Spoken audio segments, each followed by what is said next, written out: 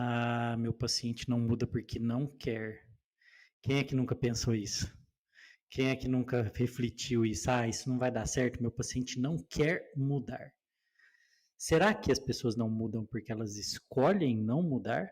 Qual é o espaço de escolha que existe na determinação do seu estilo de vida? Esse é o tema quente que nós vamos discutir nesse episódio do MEV Hack, o podcast mais MEV do Brasil. Vamos lá então. Saúde é uma escolha?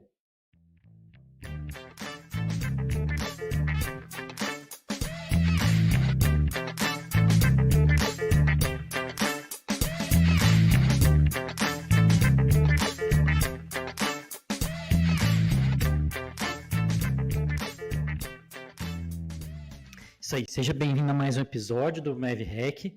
Hoje estou aqui com o Marcelo Gobo Júnior e nós vamos discutir um dos dramas que mais habitam na cabeça de quem trabalha com estilo de vida, dos médicos, que é: será que o meu paciente não muda porque não quer? Nós estamos falando então sobre escolhas na saúde, sobre o quanto nós determinamos as nossas escolhas. Marcelo, seja bem-vindo a esse episódio. Que história é essa? O quanto da minha saúde é escolha minha? Exatamente, Luiz. Muito obrigado pelo convite. É muito importante a gente falar sobre escolha de saúde, que talvez aquilo que de fato mais vai gerar alguma mudança, né, algum impacto de saúde envolve essas escolhas que a gente faz. Né? A gente tem algumas ditaduras que a gente tem aí ao longo da nossa formação. Uma bem famosa é a ditadura da genética, né? Então, assim, o seu desfecho de saúde está totalmente ligado ao que a sua receitinha genética vai determinar sobre você. E existe também um outro tipo de receita que a gente tem, que são os determinantes sociais de saúde, que a gente também pode considerar eles como uma ditadura, dependendo da maneira como você encara esse saber. O determinante social de saúde, ele é aquilo que acontece no contexto em que você está inserido e que vai atravessar os seus desfechos de saúde e influenciar a sua mortalidade. Estudos clássicos, como o estudo Whitehall, mostram isso. Né? Qual que é a relação que algumas questões macro têm com o desfecho cardiovascular, por exemplo. Né? A gente sabe que algumas questões elas estão muito além da nossa do nosso poder de tomada de decisão. Eu gosto muito do indicador de desigualdade social. Né? A gente sabe, por exemplo, que desigualdade social não é algo que atrapalha só quem está no extrato de menor renda, né, em relação ao desfecho de saúde. Países em que você tem uma alta renda, mas tem um nível alto de desigualdade social, a longevidade é menor para todo mundo, inclusive para quem é mais rico. Nossa, Né? Então, isso isso é o é impacto curioso. Exatamente. Isso é o impacto do determinante social de saúde.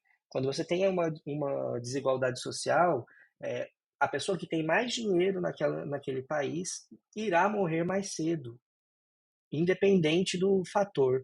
Então, é, quando a gente pensa no determinismo social, muitas vezes o discurso está ancorado nisso, que não importa o que você faz individualmente, só importa o macro. Enquanto o discurso da genética, ele é o contrário, não importa o macro, só importa o seu código genético. E, na verdade, existe um intervalo aí, existe um indivíduo no meio disso. A gente sabe que há limitadores, né? Limita a potência. Então, o meu contexto de vida, o meu acesso a saneamento básico, o meu nível de escolaridade e renda, isso vai influenciar muito a minha saúde e vai influenciar muito a minha longevidade. Mas isso não é uma sentença. Existe um campo de negociação aí no meio, que é o campo do desfecho, melhor desfecho possível. E o melhor desfecho possível, ele perpassa por tomadas de decisão, que só o indivíduo pode tomar por ele. Né? E aí entra o nosso papel. A gente sabe, vou dar um exemplo bem prático de saúde pública. A gente faz muito mais para a redução da mortalidade infantil criando escolas do que fazendo consulta de puericultura.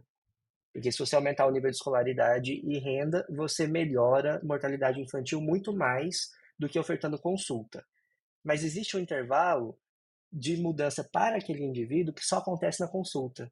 né, que é o tipo de escolha alimentar que você vai ofertar na hora da transição, como que você vai fazer essa transição alimentar e como isso vai desaguar em desfechos de saúde para o desenvolvimento daquele indivíduo.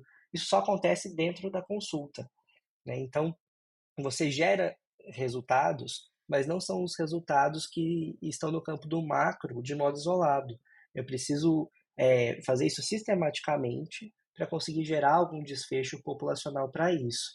Então, quando a gente fala sobre determinante social de saúde, é, importa a gente saber que isso dá um direcionamento em relação ao potencial do resultado que a gente pode alcançar.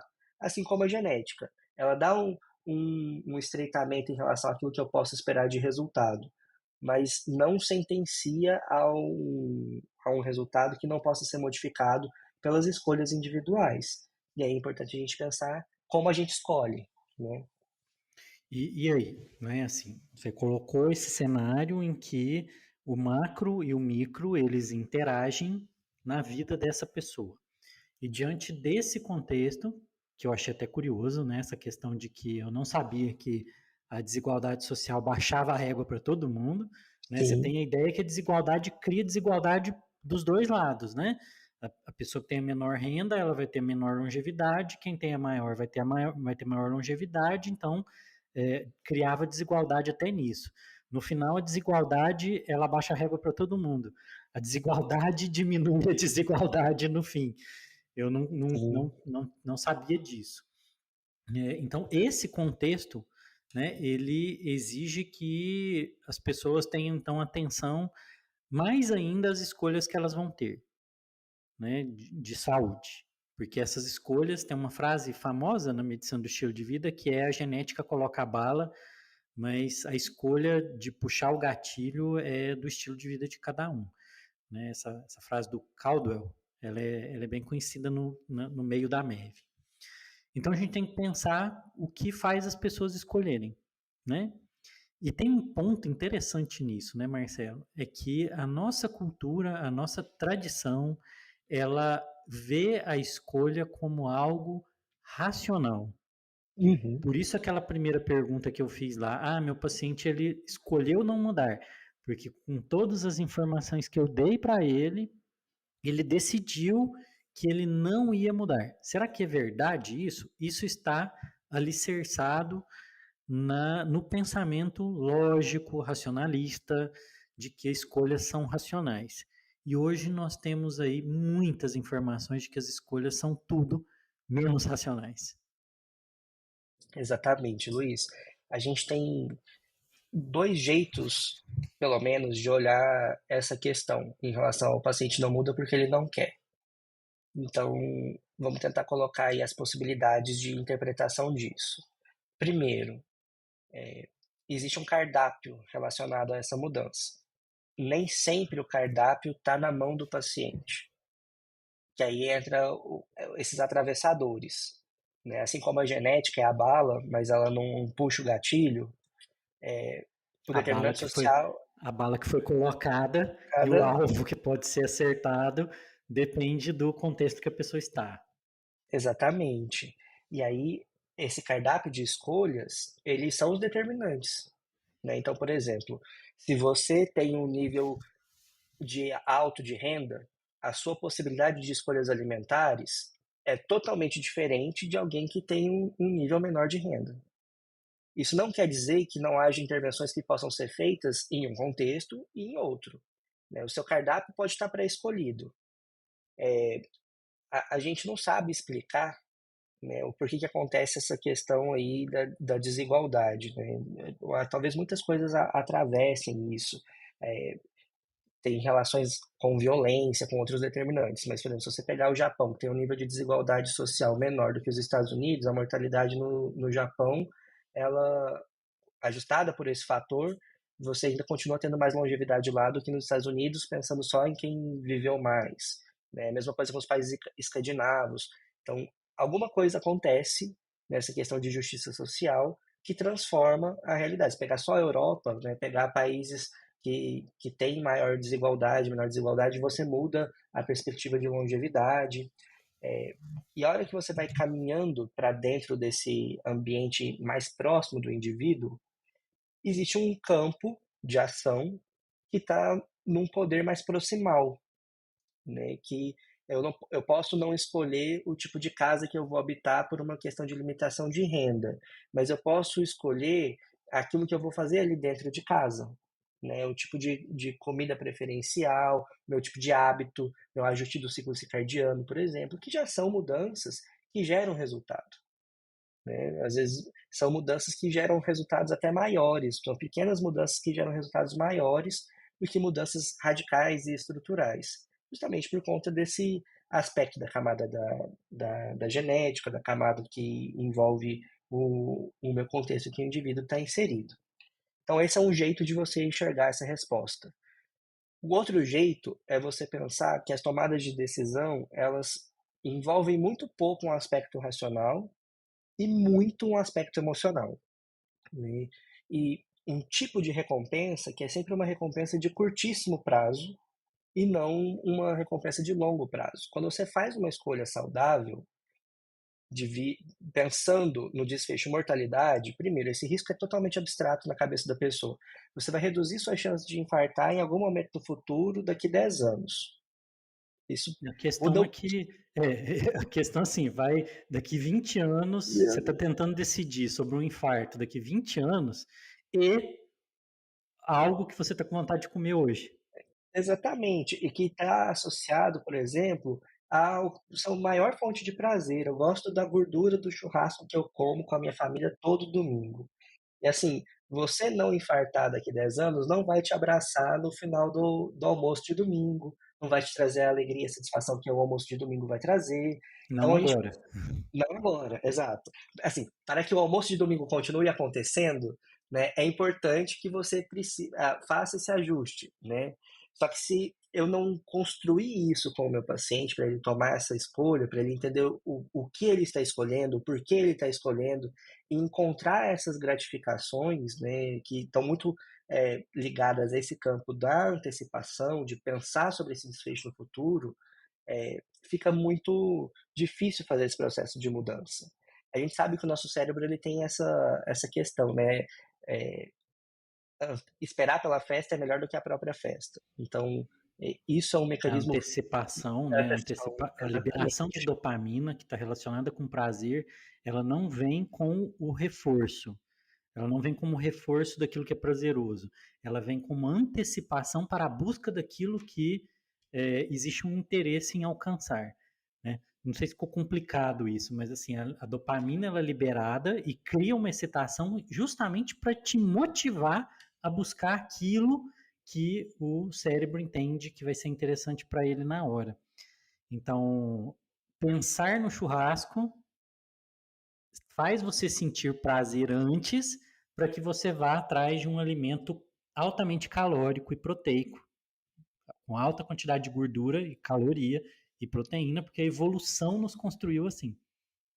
E isso é fundamental para entender o porquê que o meu paciente escolhe o que ele escolhe, né? O que tipo de cognição ele tem, qual que é o pensamento que vai alimentar e gerar essa antecipação, né? Ali no nível individual. E é aí que a gente acaba trazendo para a pessoa uma responsabilidade, uma responsabilização que gera culpa e que não é produtiva, não é saudável para nenhuma das partes, né? Nem para quem E nem é está verdadeira. olhando. Exatamente. Achei Né? legal, Marcelo, porque você trouxe duas dimensões aqui. A dimensão do cardápio de escolhas e existe a dimensão daquele que escolhe dentro desse cardápio. Então, a escolha ela é limitada por uma história, né? Uhum. Existe uma história genética, existe uma história de vida, existe uma história cultural que cria determinados limites para essa pessoa, que ela vai escolher ali dentro, né? Ela tem muita dificuldade de sair de dentro das escolhas que são dadas para ela. Mas existe também os elementos da pessoa que levam ela a fazer uma escolha por uma coisa ou por outra. Eu gosto de fazer uma brincadeira, né, que é a da escolha da pipoca no cinema, né? Que você tem lá 3 tamanhos de pipoca, os preços são colocados de um jeito que você acaba achando mais racional pegar uma pipoca grande, mas o cardápio já está dado para você, e como ele está dado, você não se questiona o absurdo que é pagar o preço por qualquer uma daquelas pipocas. né? Então, isso é um exemplo típico de que o cardápio está dado, isso você não questiona. Será que eu devia comprar pipoca desse preço? Por qualquer que seja, não está absurdo o preço dessa pipoca? E aí eu acabo fazendo depois escolhas dentro desse limite que me foi dado. E aí esse mecanismo de escolha que é o individual e que eu acho que é legal a gente trazer. Agora, que parte do que ampliou muito a nossa visão disso foi a economia comportamental, que aí a gente vê como as escolhas não são racionais mesmo, né? Esse campo, só para fazer uma introdução para as pessoas aqui, né? A economia comportamental ela vai nascer com Kahneman e Tversky, são dois economistas, psicólogos, na verdade, né? Psicólogos israelenses, né? Que criaram esse campo. O Kahneman foi ganhador do Prêmio Nobel de Economia por isso. Infelizmente, o Tversky morreu antes, né? E prêmios Nobel não são póstumos, então o Kahneman recebeu sozinho, mas quem criou esse caminho foram os dois, e vários prêmios Nobel de Economia sucederam-se dentro do campo da economia comportamental. Qual que é a grande pegada aqui? Eles mostraram que escolhas econômicas, e quando a gente está falando de escolhas econômicas, não são relacionadas a dinheiro, né, Marcelo? São escolhas que estão relacionadas a perdas e ganhos. É sobre isso que a economia trata. Por isso que a economia não é uma ciência exata, ela é uma ciência humana, porque ela está falando de perdas e ganhos, não de valores, né, financeiros. E aí eles vão mostrar que as nossas escolhas na vida estão relacionadas com regras que são muito pouco racionais, que são muito mais racionais, onde entram vieses, entram heurísticas. Heurísticas são regras simplificadoras da realidade e que conduzem a um conjunto de erros, né? E aí a economia comportamental ela vai mapear esse conjunto de heurísticas e é muito interessante esse assunto, né? Mostrando que nós não escolhemos de forma racional na maior, mas é na maior mesmo, parte da mais de 90% das nossas decisões, elas são absolutamente irracionais. Luiz, é importante que quem esteja ouvindo a gente agora tome uma decisão se quer continuar ouvindo ou não. Porque a partir de agora a gente vai expulsar muita gente de muito paraíso a partir da tomada de consciência do quanto a gente não é livre na realidade, né? Porque a gente é muito manipulável, facilmente manipulável. O seu exemplo da pipoca ele é ótimo, né? Por mais R$ 1 você compra a batata grande. E aí, que baita vantagem é essa? E E você aí não está você discutindo que decide. não devia dar nem comprando. Exatamente, justamente. Você não, a pergunta é por que que eu estou comprando a batata, né? Mas nossa, tá todo mundo aqui, é, descontos, né?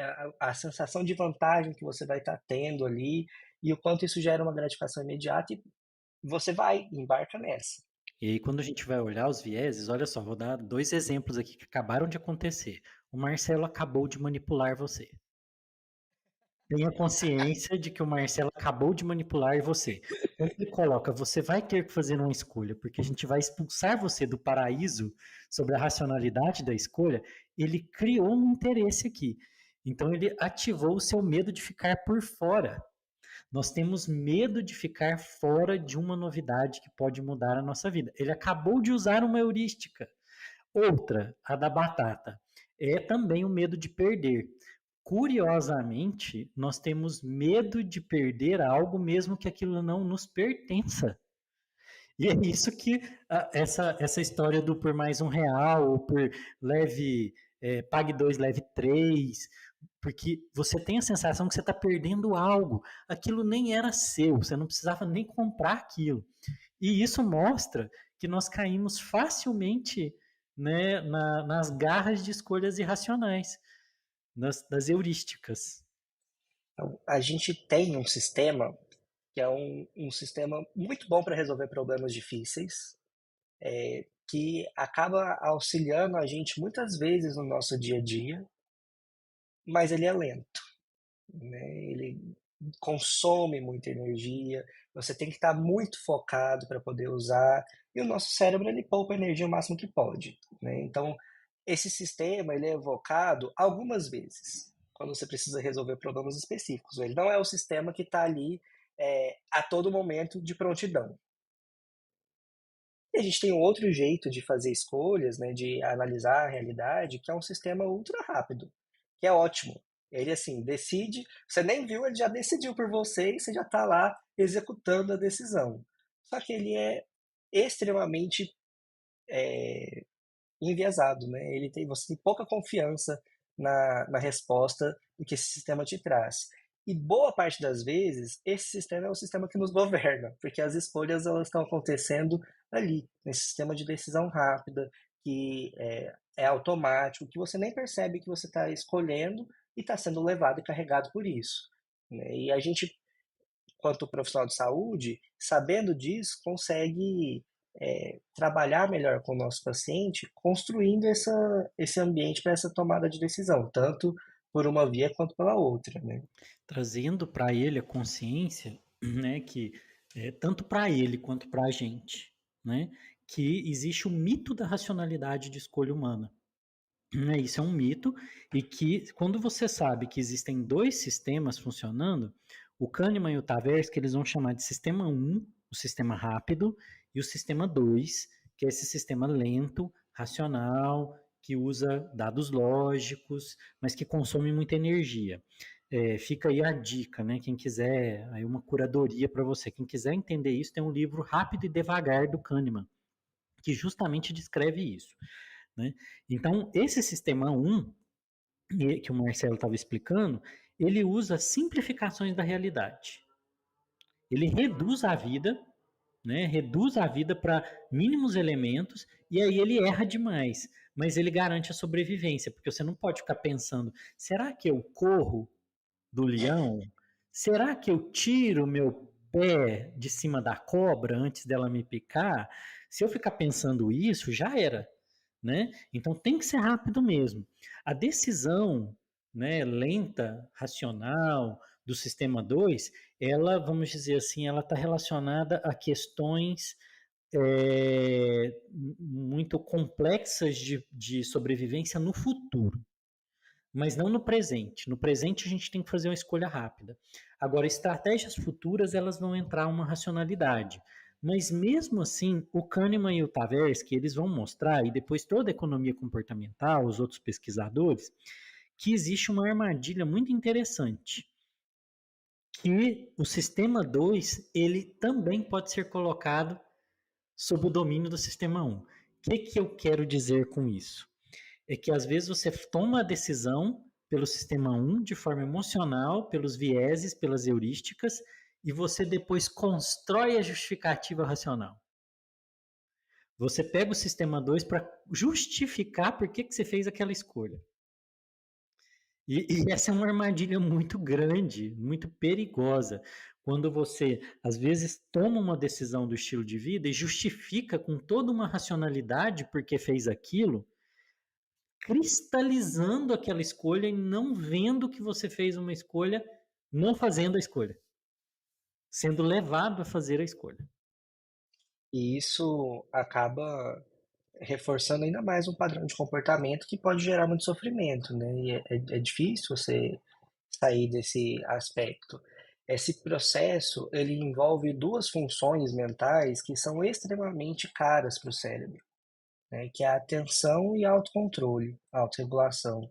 São as duas atividades mentais que mais consomem energia mesmo, né? Estou falando de glicose, né? Glicose mesmo. Glicose, né? Caloria, né? Caloria.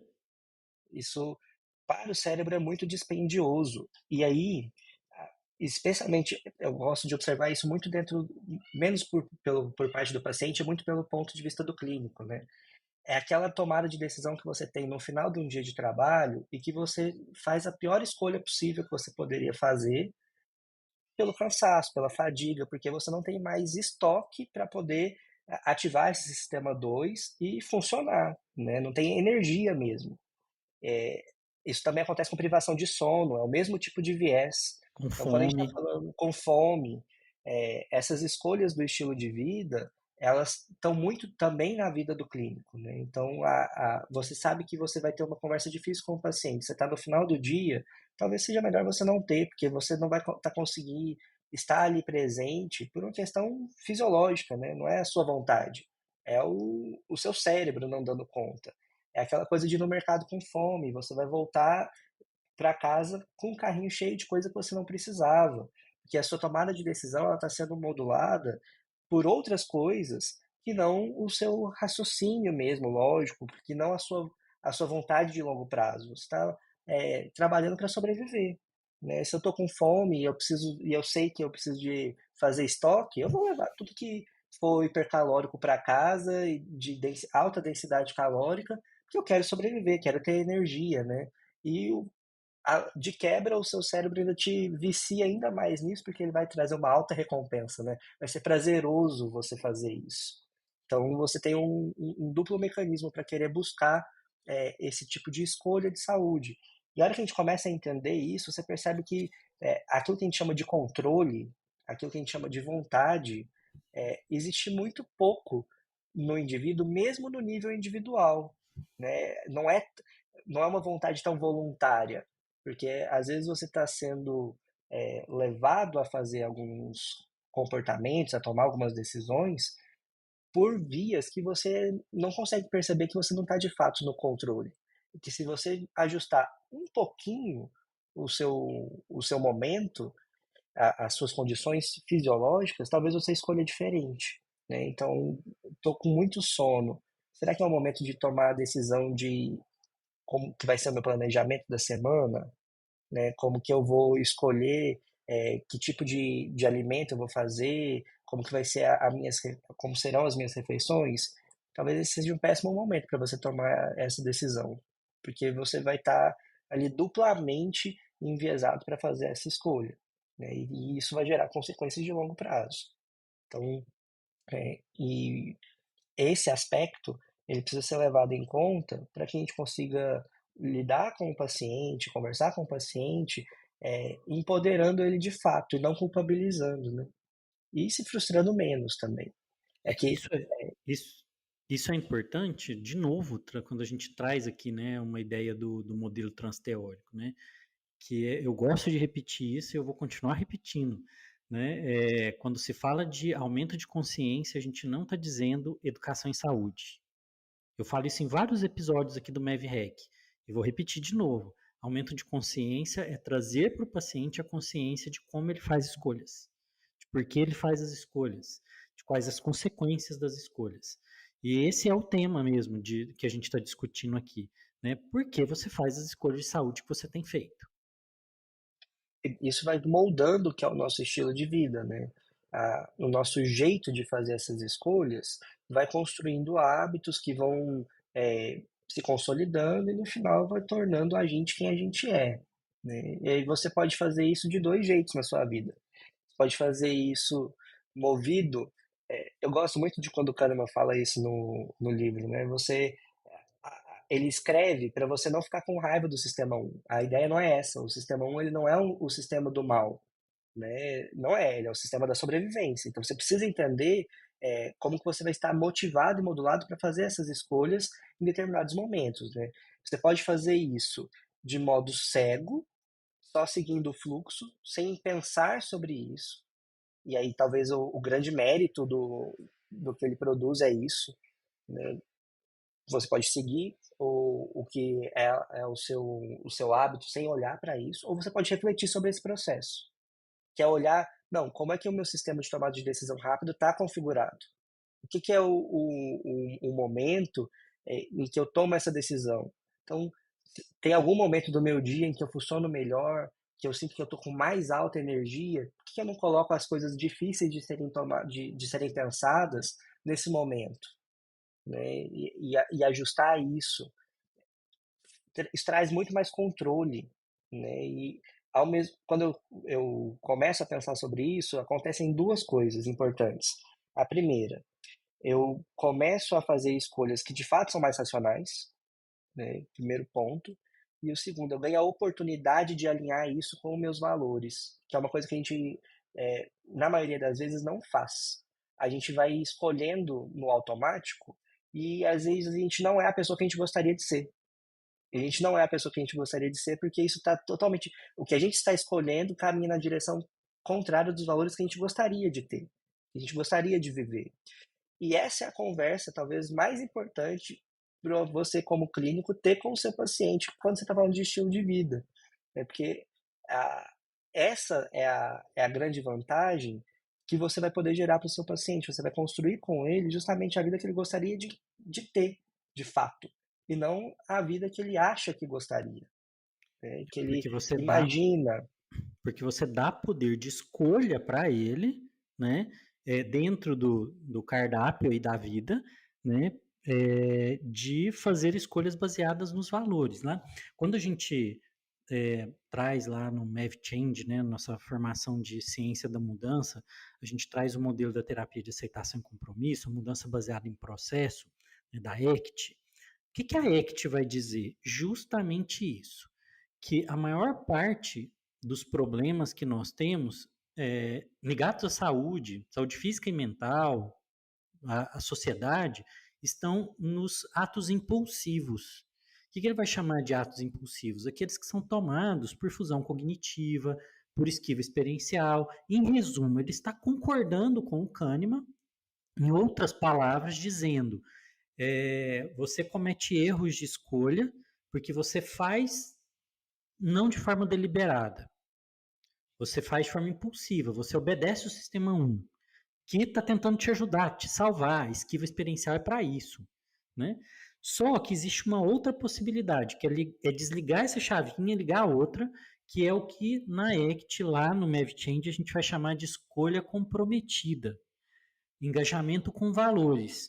Que é isso que o Marcelo está dizendo. Eu descobri quais são os meus valores e colocar eles em cima da mesa na hora de escolher. Entre A e B, entre B e C, quem eu quero ser no futuro.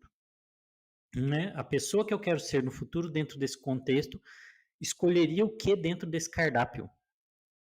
E isso é uma escolha engajada e não impulsiva. O Reis, né, ele traz aquela coisa do quanto a mente verbal ela prejudica a gente nesse meio do caminho, né? É isso que vai gerar a fusão cognitiva, é isso que vai embolando a coisa, que vai ficando difícil. Vamos só esclarecer que é a mente verbal, né? É a Sim. conversa que você tem lá dentro da sua cabeça com você mesmo, né? Essa linguagem que você está dentro da sua cabeça. Caso eu compre uma bicicleta, né? Que está decidindo ali dentro, né? No seu diálogo interno.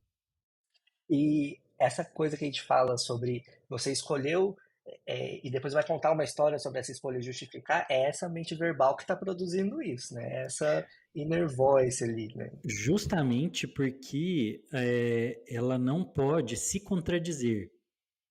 Né? Então, como você não pode passar vergonha, você justifica. É isso mesmo. Nossa mente ela não quer passar vergonha. Então, é a hora que ela vê uma escolha ruim, que foi tomada de forma racional, com base num viés, ela justifica racionalmente aquilo, para não enfrentar o que é chamado de dissonância cognitiva. Né? Por isso que as pessoas têm dificuldade de mudar de posição diante de alguns temas polêmicos, porque elas não querem se contradizer, não vai dar o braço a torcer. E aí, por isso, você vê um fenômeno que o paciente justifica para você por que ele ainda não parou de fumar, por que ele ainda não parou de beber, por que ele faz as escolhas alimentares que ele faz. Ele vai criando justificativas excelentes para isso, nenhuma delas válida. E isso é o dia a dia de todo mundo que trabalha com alguma questão de comportamento de saúde, especialmente mudança do estilo de vida, né? Você pega o paciente que está lá, vai fazer uma consulta de controle do diabetes. Não é a primeira consulta, você já conhece essa pessoa, você já espera algumas coisas daquela consulta e aí você pega lá uma glicada fora da meta. E aí vai começar uma justificativa. Sempre existe isso, né? Do porquê aquilo aconteceu. é, e muitas vezes a pessoa ela justifica de modo até pouco consciente o que ela está falando, né? Você precisa botar o espelho, é, trazer essa consciência para que ela consiga enxergar a tomada de decisão ali no meio. Para você fazer isso, você precisa escutar muito sem julgamento. Isso é talvez o mais imprescindível dentro desse processo. Primeiro, porque você comunica o seu julgamento sem perceber que você comunicou, né? Essa comunicação é não verbal e ultra rápida. Então, tá na sua expressão, tá no seu tom de voz, tá na proxêmica, né? Na sua linguagem corporal ali. Você precisa estar ali muito presente para conseguir observar isso e não transparecer esse julgamento, porque senão você vai começar a gerar um mecanismo de punição que vai jogar a pessoa para longe de você. Você vai ativar exatamente os mecanismos que a gente está acabando de falar aqui, né, no seu paciente. Você vai fazer com que ele tenha essa vergonha, né, que ele passe essa vergonha, que ele não queira voltar, que ele queira fugir e que essa seja a decisão de sobrevivência. A decisão de sobrevivência é não quero vir para cá. Porque se eu estiver aqui, eu vou passar por essa humilhação que eu estou passando, eu vou ser colocado contra a parede, eu vou ter que me justificar, eu não quero me justificar. E aí você vai reforçando esse padrão de punição com a história que você, que trabalha com medicina do estilo de vida, mais deve escutar, né? Que é o paciente que já teve um processo de mudança antes, já tentou, já se engajou, não conseguiu sustentar, ou não conseguiu nem iniciar o plano, e aí qual que é a estratégia que você vai usar? Né? Você vai contar para ele qual história? A história da genética, e aí ele não mudou porque a genética disse que era assim. Você vai contar a história do determinante social. Ele, não adianta ele querer mudar, porque ele já está num meio que vai determinar qual que vai ser o futuro dele, do que ele vai morrer, com que idade ele vai morrer, que ele nunca vai conseguir mexer em cima do nível de desigualdade social, por exemplo, se não está no poder dele, aí é aceitar isso mesmo. Ou você vai contar a história de que dentro desse universo, algumas coisas ele pode, algumas coisas ele não pode. E dentro daquilo que ele pode, para que ele possa mais, ele precisa observar mais, né? E observar a coisa como ela é, né? Eu gosto muito do pensamento oriental, está dentro até do budismo, de que a decepção te liberta, né? Porque ela te coloca em contato com o real. Quando eu fiquei pensando sobre isso, né, eu fiz, nossa, que coisa cruel de você falar para alguém. E aí depois você vai pensando, não, na verdade, isso te liberta porque a única maneira de você fazer algo é aceitando a realidade como ela é. Né? Na Está ACT posto. eles vão dar o termo de desesperança criativa, que é algo Isso. assim, que é muito difícil de entender, que é tipo assim, larga de brigar contra o que não tem jeito, e aí você consegue fazer alguma coisa em cima disso. Essa mente verbal, quando você está lidando com uma dissonância, ela é cruel com você. Porque você sofre pelo que você está percebendo e você tenta lutar contra aquilo, ao invés de aceitar que é a única coisa que consegue te fazer, de fato, colocar a oportunidade de mudança. Né? É através dessa aceitação, de encarar a realidade como ela é.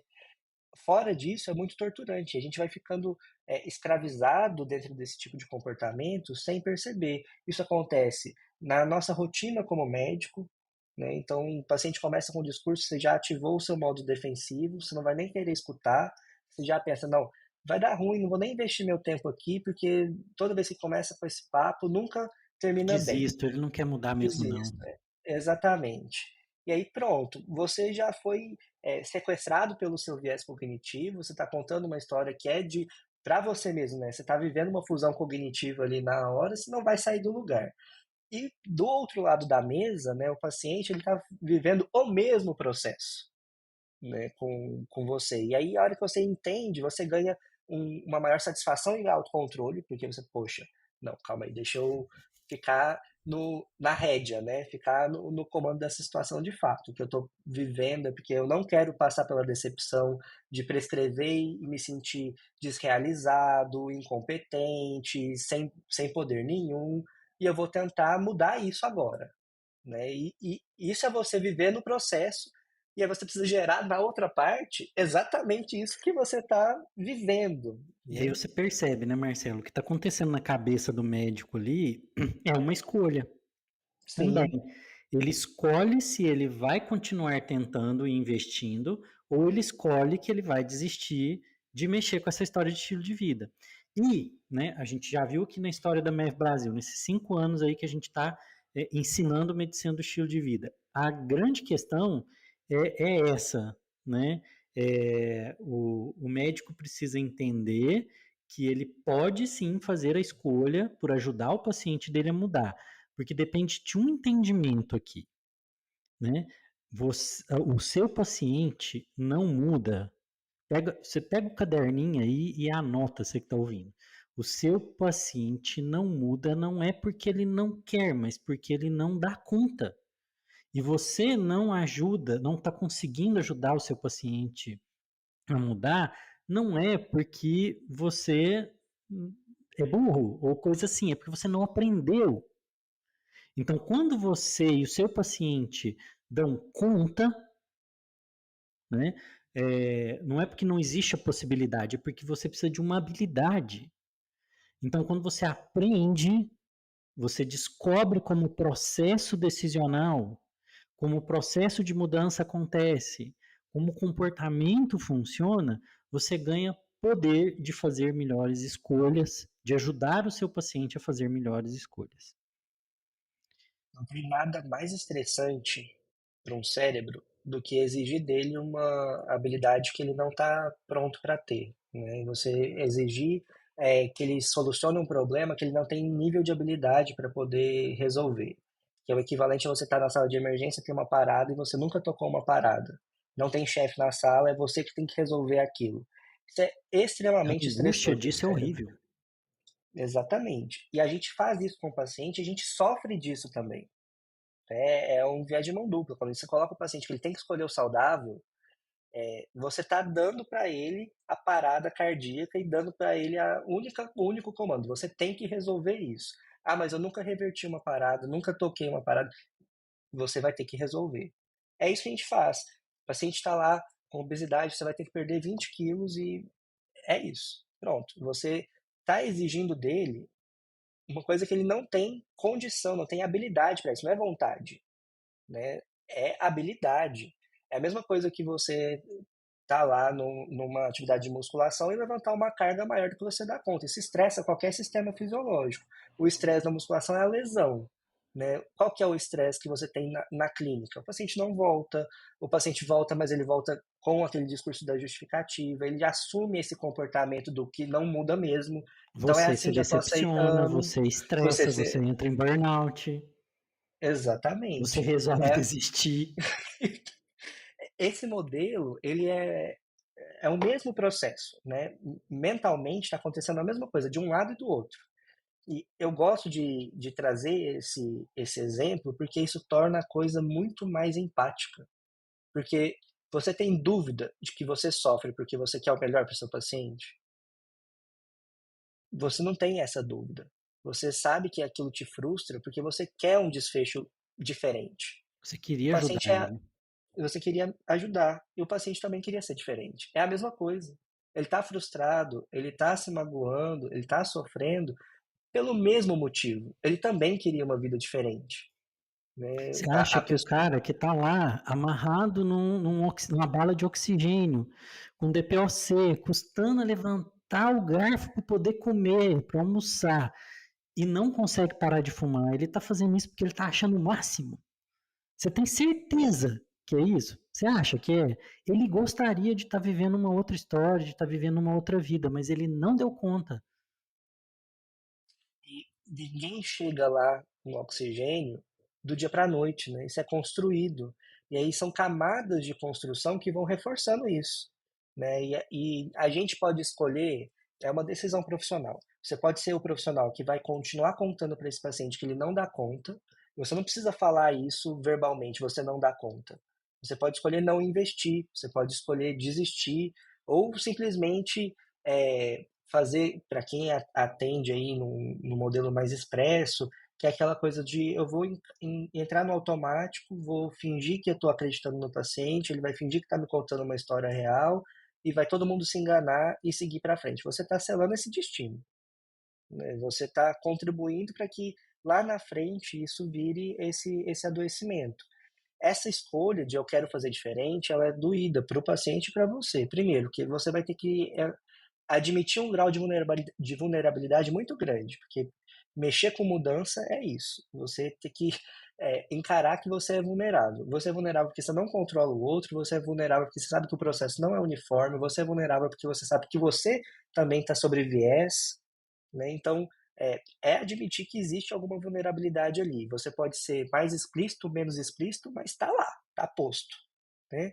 E a mesma coisa para o paciente. Ele vai ter que admitir que, poxa, para que eu me veja potente, primeiro eu vou ter que admitir que eu não sou tão potente assim. Quase uma coisa dos 11 passos, né? Eu preciso entender que existe alguma coisa maior do que eu, e eu posso chamar essa coisa maior do que eu quiser, do meu sistema de representação do mundo, mas de fato existe alguma coisa, essas outras forças, a gente estava percebendo que essas forças, inclusive, são corporais, muitas vezes, né? Porque eu só estou tomando essa decisão porque eu não comi direito. Se eu tivesse feito uma escolha alimentar, que eu tivesse uma glicemia um pouquinho maior agora, eu estaria escolhendo diferente. Se eu tivesse tido uma noite de sono mais reparadora, eu estaria tomando essa decisão agora com outra possibilidade de escolha e maior controle e uma maior autonomia de verdade, né? Então, a gente é governado por isso, a gente precisa admitir isso. E aí a gente, a partir desse processo, começa a, de fato, encarar que você pode mudar, você pode fazer diferente. Então, vamos ver o que é possível para o meu nível de habilidade hoje. Então, eu vou fazer esse tipo de exercício agora com essa carga, porque é a carga que dá. Daqui 40 dias eu vou voltar para o mesmo exercício, eu tenho outro traquejo para poder fazer. É aquela escolha da tomada de decisão. Hoje eu só sei fazer desse jeito. Daqui 40 dias eu já sei que eu preciso, para poder ter uma alimentação saudável, planejar a minha semana, pensar em planos de alternativa ali no meio, caso eu esqueça a minha marmita, como é que eu vou fazer? Tem que ter algum domínio instrucional qualitativo para poder fazer essa escolha. Se eu estiver na rua, então administrar o prejuízo, né? Qual que é a escolha menos pior, uma vez que eu não estou seguindo o meu plano alimentar Que e isso é uma entender que está tudo habilidade. bem. Isso é uma habilidade. Exatamente. A gente insiste isso muito, por isso que a gente trata aqui na MEV Brasil os pilares não como pilares, mas como habilidades, porque tudo tranquilo, numa vida perfeita, o paciente seguiu um cardápio que um nutricionista passou para ele. Agora, vida real, né, ele vai ter que, num momento de estresse, fazer uma escolha entre, como o Marcelo está dizendo, os menos piores. E aí ele tem que saber fazer essa escolha. E isso é uma questão de habilidade. Na hora que o paciente tem essa consciência, eu sei que eu estou fazendo a escolha que é possível. É, a gente nem fala disso, né? Mas isso é manejo do estresse. Sim, Porque é a partir do, redução, é uma técnica de mudança de comportamento que é redução de gasto energético com a decisão. a gente fala, a gente acha às vezes que fazer manejo do estresse é meditar, né? Isso é reduzir. Você está fazendo isso, né? E não tem meditação nenhuma, quer dizer, assim, dependendo do seu sistema filosófico, né, você vai falar que isso né, e você está presente ali e tudo mais, né? Você é a história que você vai contar depois. Mas, grosso modo, não é uma prática ostensiva, meditativa, e você está gerando um manejo do estresse, porque a partir do momento que a pessoa consegue observar isso, ela assume um outro controle, uma outra autonomia, que é, assim, tira um peso que a gente não faz ideia, porque você fez a primeira escolha do dia inadequada, aquilo pode acabar com o seu dia se você não tiver a ferramenta interna para poder lidar com isso. Porque aquele problema ele vai emendar no próximo, e de repente, no meio do dia, você já está se sentindo o máximo da incompetência possível. No final do dia, nada do que você se programou para fazer fluiu ou funcionou. Porque aquela primeira decisão foi influenciando todas as outras, por falta de recurso. Porque se você tivesse um plano de contingência, poxa, essa decisão foi ruim, eu vou tornar a próxima a melhor possível. Às vezes a melhor possível está distante do real, né, do ideal, mas é a que dá. E aí você vai assumindo a rédea de novo, a hora que você vê, você termina o dia relaxado. Não cumpriu com o que eu tinha programado, mas você está relaxado. Eu Porque fiz você o que foi fez a possível. escolha possível. Exatamente. E isso é fazer gerenciamento e é fazer a atuação nos outros pilares, né? E por que vira estilo de vida, né? Porque você começa a fazer isso com tudo que você faz. E isso é comportamento, né? Não é só com alimentação, não é só com sono, não é só com atividade física, né? Se tornam hábitos, né? Um Hábitos jeito rotineiro de agir e de viver, e de né? viver. Vai e de viver, que você vai assumindo o que os estoicos já falavam há muito tempo, né, e antes deles outras pessoas, né, é o locus de controle, o que está no meu poder e o que não está, né. E aí o que está no meu poder eu vou direcionar a minha energia para isso, o que não está, é aceitar, É o que eu né, gosto de dizer, que os gregos e as vovós, elas sempre tinham razão. Os gregos eram os sábios como as nossas avós e continuam tendo razão. E tem um ponto importante aqui, né? Você precisa entender a dinâmica da escolha. Você precisa conhecer. Para que isso tudo funcione, você precisa conhecer a dinâmica da escolha, precisa conhecer a ciência por trás disso, você precisa entender como isso funciona. Por isso que a gente insiste, a medicina do estilo de vida sem a ciência da mudança, ela não é nada.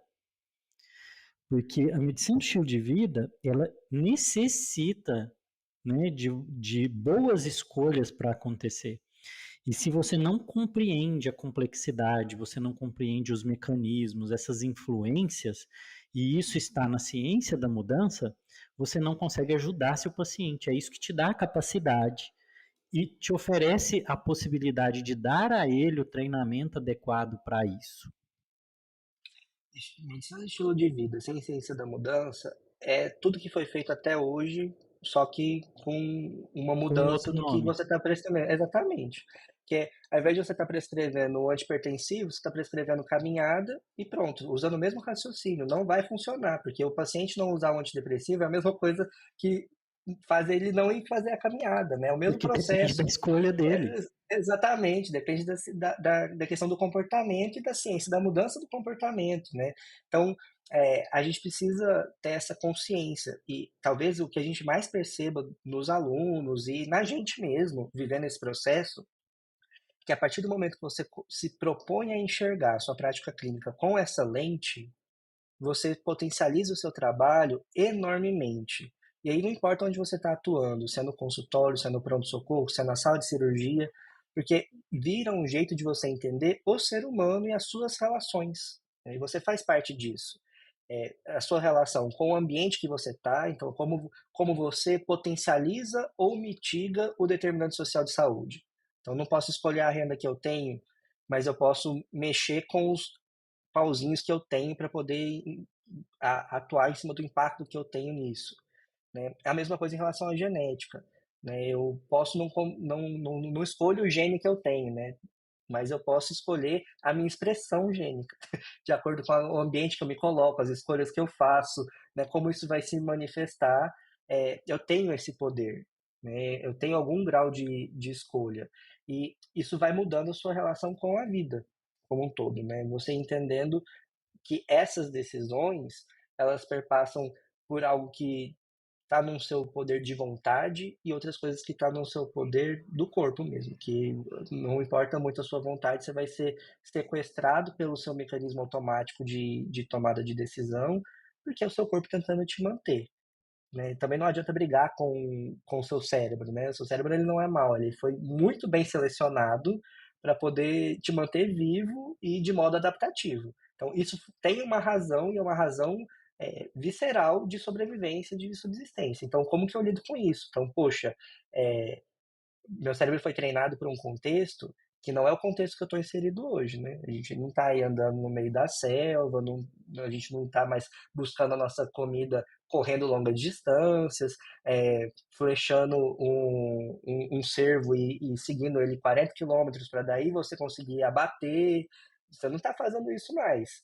Mas esses mecanismos, a gente tem muito pouco tempo de humanidade civilizada, né? E esse mecanismo biológico ele foi escolhido por muito mais tempo, né? Isso garantiu a sobrevivência da espécie por muito mais tempo. Então, a hora que eu olho para isso, eu ganho uma liberdade que é enorme, né? A nossa capacidade de fazer escolha foi escolhida pela evolução, né, para um outro cardápio, né, de situação, de contexto, né? Eu acho que o que a gente pode tirar de lição aqui, né, Marcelo, nessa nossa conversa sobre o quanto de escolha você tem na saúde, é que você tem um cardápio limitado de escolhas, isso é importante você saber. Esse cardápio vai compor parte do que a gente chama de determinantes de saúde, né? Então, existe um cardápio dado e não adianta a gente chorar e espernear e brigar nisso. É importante conhecê-lo, aceitá-lo e ter, né, a capacidade de fazer boas escolhas dentro desse cardápio. Esse é um ponto, né? Acho que o outro ponto é que existe um processo, né, envolvido na escolha individual, existe uma ciência por trás desse processo de escolha, né, e que ele deve ser bem compreendido para que você não caia na falácia de que o paciente escolheu, não mudou porque ele não quer, né? E aí esse é o outro ponto. Ele não mudou porque ele não dá conta de mudar, né? Mas com a ajuda adequada de um profissional que compreende a ciência da mudança, a ciência por trás das decisões, escolhas de saúde, se esse profissional conseguir treinar, acompanhar, ajudar esse paciente, ele passará a dar conta, né? E às vezes, quando o paciente não muda porque não quer, se essa frase for verdadeira, né, que ele não muda porque não quer, essa escolha é real, isso é já o nosso papel, né? Talvez essa pessoa não tenha um problema, né? É um problema seu, não é um problema dela. Se ela de fato está escolhendo com autonomia, não existe problema, né? Não tem mudança posta em prática. O que mais acontece, na verdade, é que as pessoas querem mudar, né? Mas elas precisam de suporte para o como, né? A gente que impõe essa frase de que, na verdade, o sujeito não quis. Na verdade, eu que não dei conta de ajudar, né? Porque se a pessoa ela não quer, ela chegou naquele ponto, não, eu estou escolhendo conscientemente, sei que isso daqui vai me trazer esse prejuízo, eu estou bancando o prejuízo. Ela precisa de você, né? Ela não vai estar ali. A maior parte das pessoas às vezes não mudam, não é por isso, né? E para o profissional, se você chegou nesse ponto, você usou todas as suas habilidades e o paciente de fato não quer, você não precisa sofrer com isso. Essa é a escolha do paciente, né? É uma É, escolha de vida. se ela foi autônoma, se ela foi bem informada, se ele compreendeu todos os níveis, né, que influenciam essa escolha e as consequências dessa escolha, resta uma coisa: continuar do lado dele, não Exatamente. abandoná-lo, Isso é porque às vezes a mudar. gente faz Exato. isso, né? A gente esperneia e fala, não precisa voltar aqui se você não parar de fumar. Sim. E na verdade, é, tá tudo certo, né? São valores. E aquilo é o valor do paciente, né? Você vai estar ali e você vai continuar ofertando cuidado. Só que isso muda a sua postura diante da vida, né? Você passa a não sofrer com a consequência de uma escolha que você fez o seu melhor, que é até aquela questão que o atleta tem, né? Você sabe que você investiu, você chegou na conclusão e você está respeitando o plano que é do paciente, não é seu. O plano de mudança, ele nunca é do médico, né? Ele é do paciente. Você é um recurso que pode funcionar, pode não funcionar e o paciente vai mudar ou não com você, sem você, apesar de você. Você pode ser um facilitador disso, ou você pode ser a pedra no sapato do seu paciente, E né? leva até uma má compreensão até do que é o papel nosso diante do paciente do ponto de vista ético, né? Porque Sim, muitos colegas ficam preocupados, mas se eu informei o paciente e tal, e ele não mudou, e eu continuar do lado dele, isso é ético? O que não é ético é você abandonar ele, é você forçar ele a fazer o que ele não quer, desde que ele tenha sido informado, de que você tenha dado as informações, de que você tenha tentado ajudar, qual é a outra opção que te resta? Internação involuntária para obrigar o sujeito a começar a comer verdura? Né? É obrigá-lo, é sequestrar a vontade dele, é diminuir a autonomia, né? E isso é que não é ético, né? eu já ouvi no consultório, Luiz, por insistir nisso, de que no não abandono, insistir no vínculo, que esse foi o motivo do paciente decidir mudar num outro tempo. Eu já ouvi isso demais. E isso, essa não desistência, esse investir na pessoa e não no que é o contexto, né? Entender a pessoa, a gente tem uma mentalidade muito fixa, né? Para as escolhas do paciente. Tipo, ele escolheu isso hoje, ele vai querer escolher isso para sempre. Na verdade, a sua amorosidade como suporte cria um local seguro para que esse paciente, em algum momento, caso ele queira pensar diferente, ele sabe aonde buscar. Ele possa E mudar ele de irá ideia. buscar. Exatamente. Ele vai mudar de ideia sem que alguém julgue ele. Exato. E isso que faz toda a diferença. Às vezes você vai começar o plano de mudança hoje e vai coletar o fruto disso anos depois, e não pelo vínculo que você vai formando ao longo desse tempo, que esse paciente pode sumir, mas por aquele momento que você esteve presente, né? E que você fez o que a gente está comentando aqui. Utilizou os recursos racionais de ciência do comportamento, né, de ciência da mudança, para poder vincular e plantar. Aí você me fez lembrar uma história que aconteceu com uma paciente minha. Uma situação que eu nem recordo aqui muito bem agora, mas que era disso, de tentar uma mudança importante, em que ela pensava em desistir e eu lá, não, a gente vamos tentar entender por que você não conseguiu, né? De não desistir e de, mesmo nos momentos em que ela falava, não, eu não vou tentar mais, isso que eu não quero, eu não dou conta, ou qualquer justificativa, eu estava lá do lado dela. Desapareceu, né? Ficou aí coisa de uns 5 anos, de repente eu recebo uma mensagem no Instagram em que essa pessoa me manda uma mensagem dizendo assim: eu consegui mudar isso, e eu consegui porque você nunca desistiu de mim e eu aprendi que a gente não pode desistir. Olha o tanto que isso às vezes ultrapassa, né, o tempo em que a gente estava com a pessoa, né? Então fica essa mensagem, né? O seu paciente não muda não é porque ele não quer. Ele precisa de alguém que ajude ele a acreditar que é possível. Né? Eu gosto de dizer, a partir do momento em que as possibilidades existem, as probabilidades agora podem aumentar. E o nosso papel às vezes é esse, é de ficar ali dizendo é possível, né? É possível.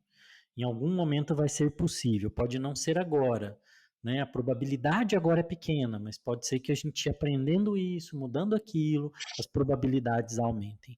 Então isso é a grande mágica, né, que a medicina do estilo de vida e a ciência da mudança trazem quando a gente está atuando nesse campo que é o campo das escolhas de saúde. Para poder haver possibilidade no futuro, isso precisa ser construído, né? E essa construção, ela depende da maneira como a gente escolhe atuar. E agora que você acabou de nos ouvir, está abrindo um mar de oportunidades para você, de pensar a sua prática clínica e a sua prática com a vida, né? Sua relação com a vida. Como eu disse, a gente fica sendo expulso de alguns paraísos, né? Mas a gente abre a porta de outros. A escolha está agora, está na sua mão. Você Exato. percebe que o Marcelo acabou de usar outra técnica aqui? Ele jogou a escolha para você. Esse podcast tá cheio de técnicas de mudança aqui para convencer você a fazer boas escolhas. Isso aí. Isso é prova de que na MEV Brasil, de ponta a ponta, a gente pratica o que ensina, até na hora de Exato. fazer o podcast. A gente vive isso o tempo inteiro. Marcelo, brigadão por ter me acompanhado em mais esse episódio. Foi incrível. Imagina, Luiz, a gente está aqui para isso e para poder fazer a diferença na vida das pessoas, né? Isso aí. E então, não perca o próximo episódio, porque você não pode ficar de fora das novidades que a gente vai trazer. Mais uma técnica sendo usada aqui para te persuadir a ouvir o próximo episódio. E se compartilha aí o nosso episódio, curte ele aqui no Spotify, na plataforma que você tiver, ajuda a compartilhar, espalhar essa novidade da MEV, essa boa notícia da medicina do estilo de vida para todo mundo. Já que você gostou, né, se você gostou desse episódio, se ele acrescentou algo para você, não vai ser egoísta, não. Estou usando mais uma técnica aqui. Não seja egoísta, estou apelando para o seu altruísmo, né, para você ajudar a gente a levar esse podcast para mais pessoas. Então, até o próximo MEV Hack. Vamos escolher qual vai ser o tema que vamos trazer para você. Até mais.